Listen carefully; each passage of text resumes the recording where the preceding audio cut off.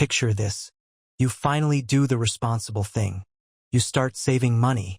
Every month, you move a little bit into your savings account. $100 here, $200 there.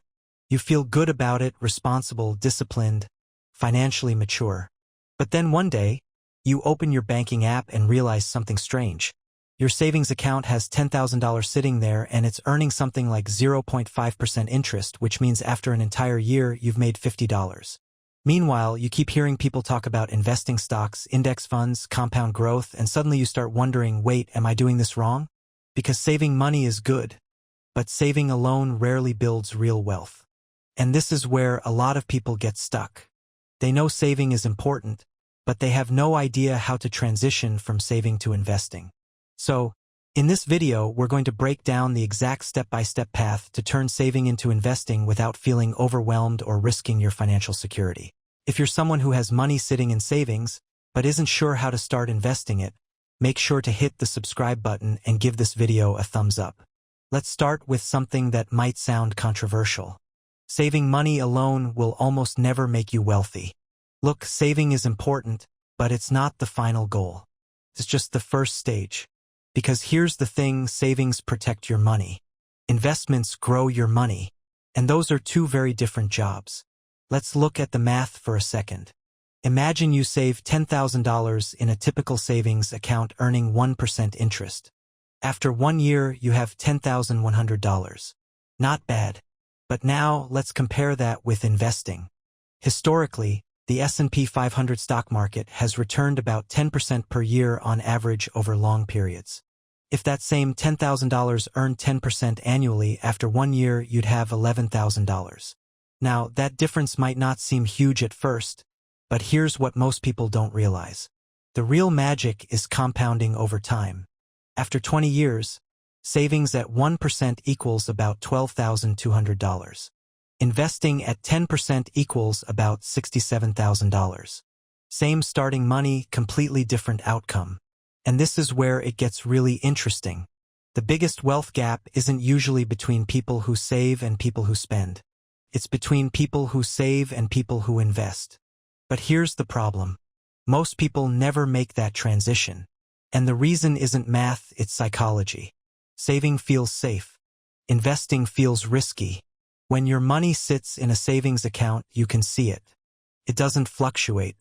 It doesn't drop 5% in a random Tuesday afternoon.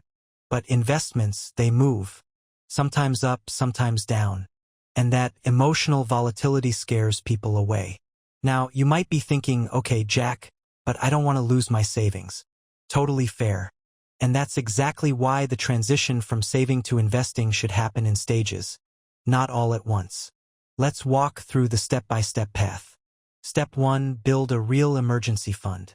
Before you invest a single dollar, you should have 3 to 6 months of living expenses saved in cash. This money stays in savings. It's not for investing. It's not for opportunities. It's for unexpected problems, job loss, medical emergencies, car repairs. Because here's what most people don't realize. The biggest reason people panic sell investments is because they need the money too soon. An emergency fund protects your investments from your own life. Step 2. Separate saving from investing mentally. This is huge. Think of saving and investing as two different buckets. Bucket 1, safety money. Bucket 2, growth money. Safety money doesn't move. Growth money is allowed to fluctuate because its job is to grow over time. This mental separation reduces anxiety dramatically. Step 3. Start investing small. Look, a lot of beginners think investing requires thousands of dollars. It doesn't. Many brokerage platforms allow you to start with $50 or $100. The goal isn't massive profits at first. The goal is building the habit because habits matter more than timing. Step 4. Focus on simple investments first. Here's where beginners often make a mistake. They jump straight into complicated strategies. Day trading, options trading, crypto speculation. But the simplest investments often outperform complicated ones. For example, index funds. These funds track the overall stock market. Instead of trying to pick winning companies, you're investing in hundreds of companies at once. Diversification, lower risk, long-term growth. It's simple and it works.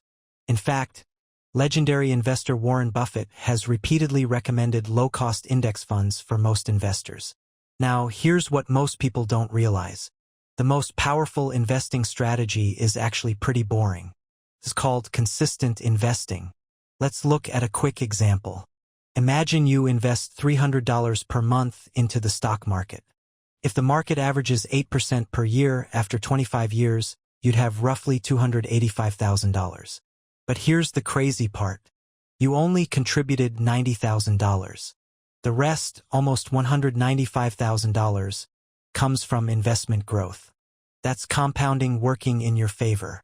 But psychology still matters here because investing feels uncomfortable at first. Markets go down. News headlines get dramatic. People panic. And this is where discipline separates investors from gamblers. Let me give you a quick analogy. Saving money is like storing seeds in a jar. You're protecting them, but nothing grows. Investing is like planting those seeds in soil. First, it looks messy. You don't see results immediately, but over time things grow and eventually you have something far bigger than the original seeds. Now, you might be thinking, okay, but what if I start investing and the market crashes? Great question, because market crashes are normal. They've happened dozens of times in history. But here's the key insight. Long-term investors actually benefit from downturns because when markets drop, your monthly investments buy more shares at lower prices, which often leads to stronger returns when markets recover. This is why many experienced investors stay calm during market volatility. They're thinking in decades, not days. So, let's summarize the step-by-step path. First, build a 3 to 6 month emergency fund. Second, separate your money into safety money and growth money. Third, start investing small amounts consistently. Fourth, focus on simple long-term investments like index funds. And fifth, stay disciplined and give compounding time to work. Because here's the truth most people eventually learn. Saving money gives you stability, but investing gives you freedom. The earlier you combine both, the more powerful your financial future becomes. If this video helped you understand the path from saving to investing, make sure to hit subscribe. And I'm curious about something. Are you currently in the saving stage or have you already started investing?